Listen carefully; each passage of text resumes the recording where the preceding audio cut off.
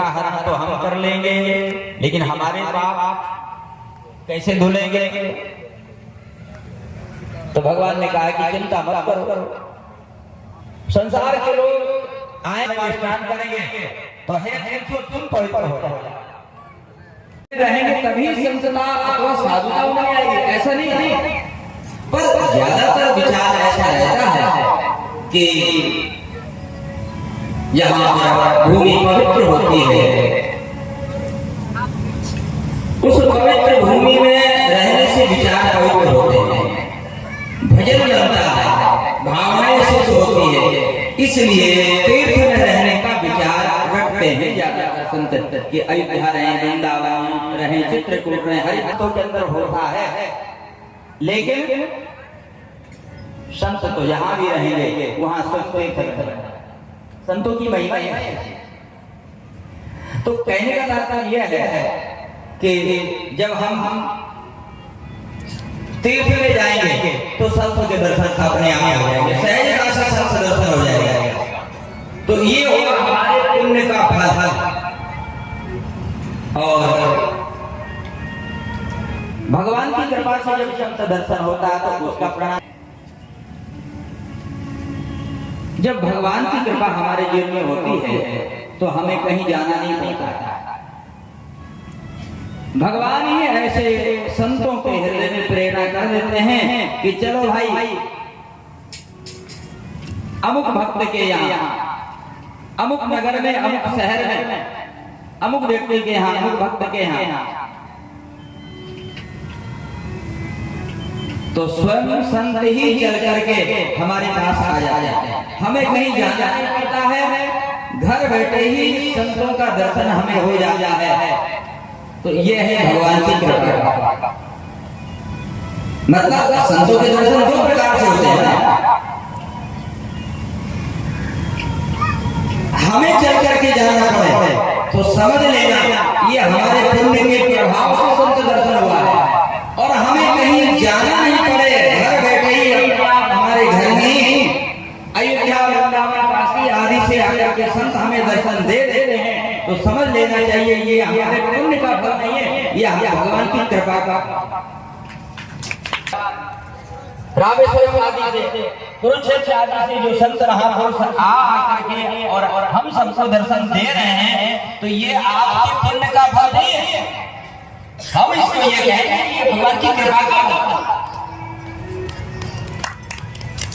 मतलब इतने बड़े-बड़े संतों को बुलाना आसान बात है।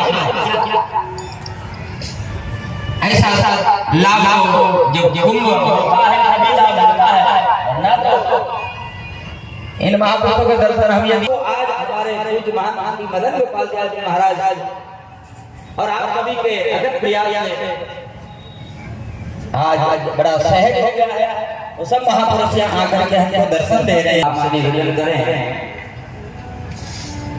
आज हम जितने भी हैं संसार के प्राणी, हम सभी चाहते हैं कि हमें सुख मिले, हमें आराम मिले। कौन ऐसा व्यक्ति है जो ये नहीं चाहता है कि हम, लेकिन सामने वाले के जो गुण है वो हमारे अंदर आ जाए, वो अधिकार में नहीं है। तो पहले हमें ये करना होगा कि पहले हम अपनी बुराइयों का त्याग करें, हमारे अंदर जो कमी है उसका त्याग करें, पहले हम अपना सुधार करें। तो जब हमारा सुधार हो जाएगा, तो जब बुराइयां समाप्त हो जाएगी तो फिर अच्छाई तो आएगी, फिर बचेगा, फिर जीवन में अच्छाई बचेगी। इसलिए देखिए, हम आपसे निवेदन करें, हम अपने जीवन का आपको बहुत सारे सूत्र लिखे हैं, उन सूत्रों में कुछ दो चार, वैसे तो बहुत लंबा विषय है ये, लेकिन दो चार सूत्र जो हैं, उनमें से पहला सूत्र है नवदा भक्ति में भगवान श्री राम जी माता सौरी से कहते हैं, आठम यथा लाभ संतोष और सपने नहीं देखने पर। ये जो आधी छुपाई है, स्वप्न में भी दूसरे का दोष नहीं देखना चाहिए। मतलब जागृत अवस्था की तो कौन कहे, स्वप्न में भी दूसरे का दोष हमें नहीं देखना चाहिए। और यदि ऐसा करना हम शुरू कर देते हैं कि हमें दूसरे की कमी नहीं देखना है, दूसरे का दोष नहीं देखना है, हमारे अंदर चाहे लोग दोष देखें, हमारी कमियों को देखें, वो अच्छा, लेकिन हमें दूसरे का दोष नहीं देखना है, ऐसा निर्णय अथवा ऐसा निश्चय हम अपने मन में कर लें कि आज से हमें किसी दूसरे की कमियों को नहीं देखना है, दूसरे का दोष नहीं देखना है। लोग मेरी बुराइयों को देखें, मुझे कोई एलर्जी नहीं, मुझे कोई परेशानी नहीं, मेरे दोस्त देखें, मेरे दोस्तों का वर्णन करें, इसमें मुझे कोई परेशानी नहीं है। बस मुझे अपना सुधार करने के लिए दूसरे का दोष मुझे नहीं देखना। हम सब बताएं आपको इस चौपाई का ठाकुर जी की कृपा से थोड़ा बहुत साधना काल में अनुभव हुआ और उसका परिणाम ये हुआ था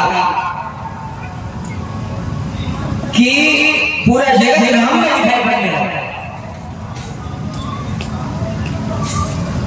मतलब ऐसा लगता है फिर जब ये हो जाता है ना कि हमें किसी का दोष नहीं देखना, हमें किसी की निंदा नहीं करना है, हमारी निंदा कोई करे करे